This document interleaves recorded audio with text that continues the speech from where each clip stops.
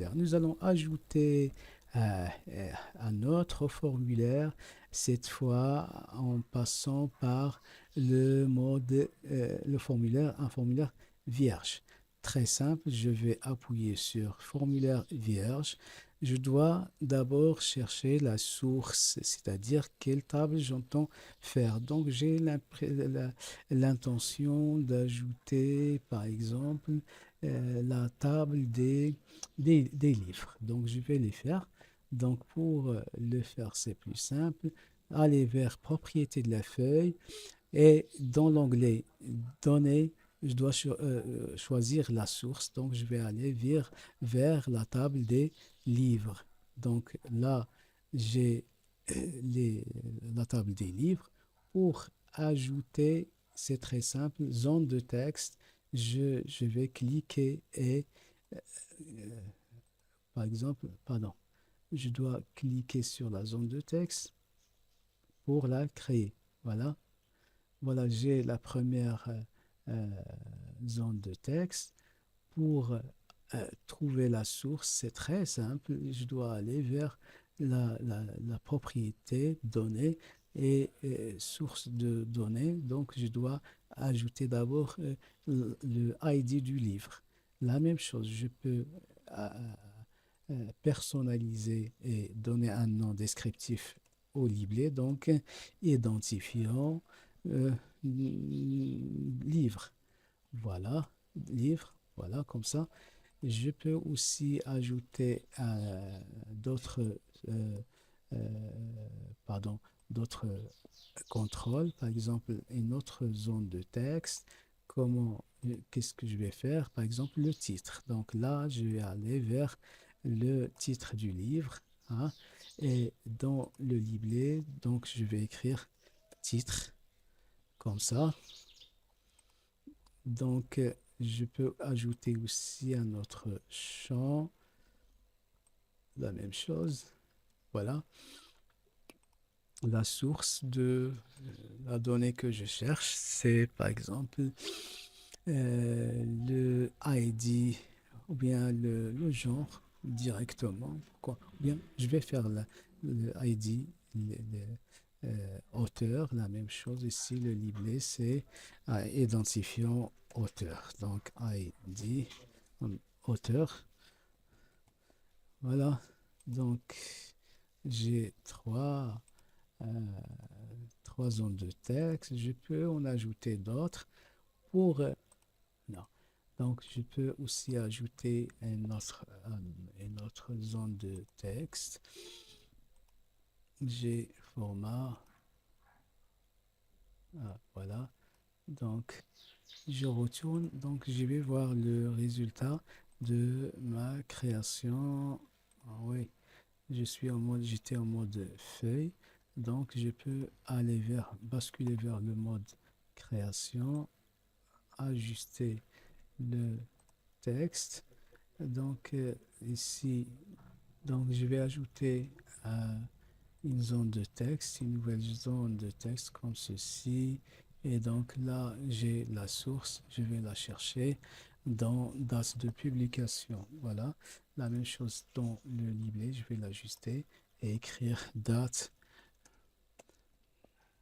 de publication. Voilà, donc ils sont superposés, c'est pas grave, je peux les déplacer comme ça. Voilà, donc ça donne une idée sur ce que nous pouvons faire euh, à travers le mode création. Donc, c'est euh, un formulaire très basique pour le personnaliser, ajouter des photos, etc. Ça demande beaucoup de temps.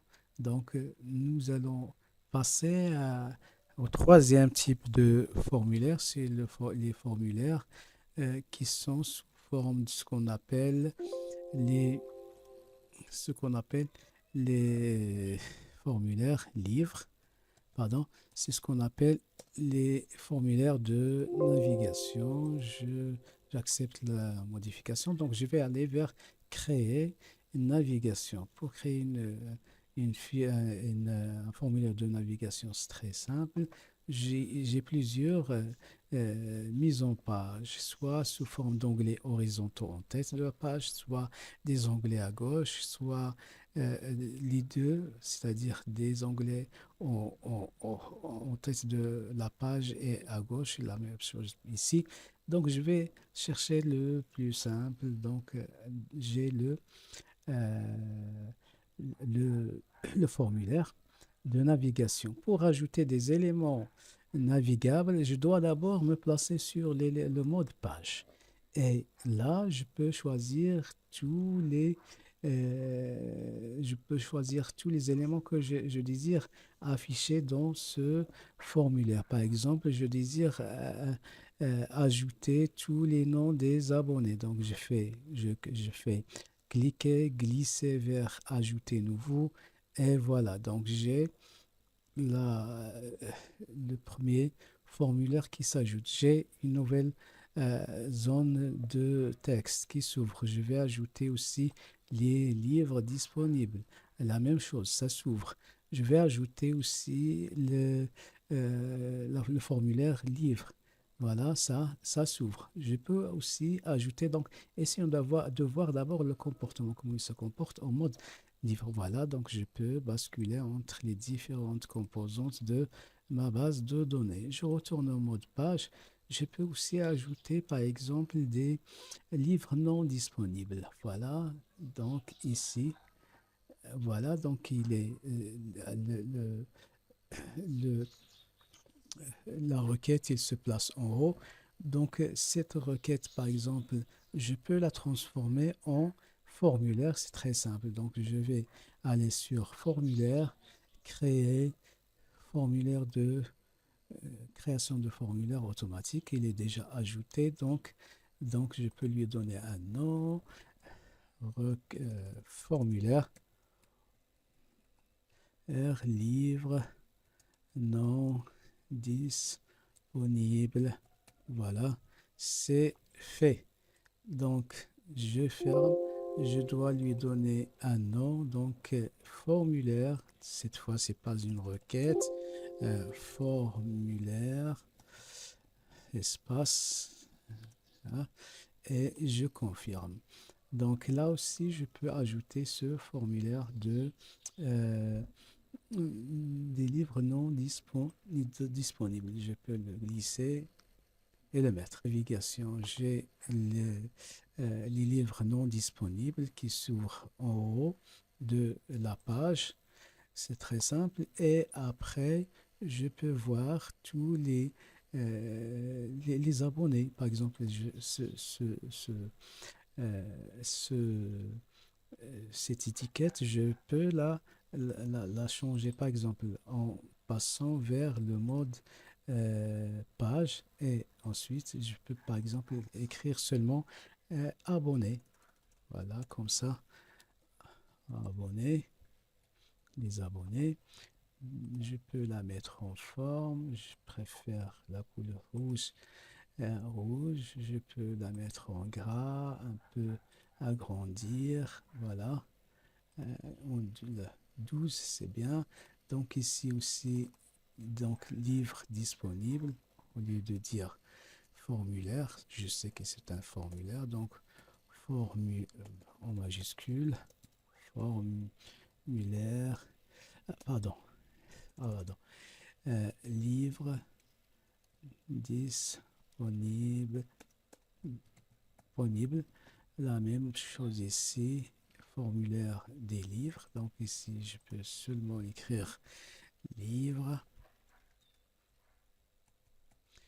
Je peux aussi aller vers celui-là, livre non disponible. Livre, pardon, livre non disponible. Voilà. Cet élément, je préfère par exemple le supprimer. Donc, je supprimer. Je crois. Oui, très bien. Maintenant, j'ai le formulaire qui est bien ajusté avec des menu de navigation. Je peux aussi faire en sorte que ce menu de navigation s'ouvre directement lorsque la base de données s'ouvre. Pour le faire, je dois aller vers Fichier, Options. Dans Options, je dois aller vers Base de données active et afficher. Donc, c'est le formulaire de navigation, lequel euh, je dois choisir. Formulaire de navigation, c'est bien celui-là. Donc, je ferme. Il me dit que je dois fermer pour voir l'effet. Donc, avant ça, je dois sauvegarder ma base de données, CTRL S. Donc, je ferme. Impossible d'utiliser. Oui. Donc, je réouvre. Et voilà, donc le formulaire de navigation, il s'ouvre en premier dans la page d'accueil. C'est très bien. Donc, dans cette leçon, nous avons vu presque toutes les fonctionnalités, les commandes principales des formulaires. Sous Microsoft Access, les formulaires est un outil riche et puissant. Vous pouvez l'utiliser pour créer même des, des formulaires plus sophistiqués en y ajoutant par exemple les macros ou bien des modules programmables en langage VBA. Par exemple, cette leçon donc a donné un survol général sur les formulaires sur Access et toutes les capacités que représente cet objet-là. Donc, nous avons couvert les différentes méthodes de création des bases de données, comment les personnaliser à travers les propriétés, soit des formulaires, soit les propriétés des composantes et des contrôles. Euh, donc, cette leçon ne représente que la surface de l'iceberg de ce que c'est qu'un formulaire. C'est un élément très puissant qui demande beaucoup de temps pour le personnaliser. Donc, j'étais très heureux d'être avec vous. Merci pour votre attention et à la leçon prochaine où nous allons voir les états. Euh, Merci pour votre attention encore une fois et à bientôt.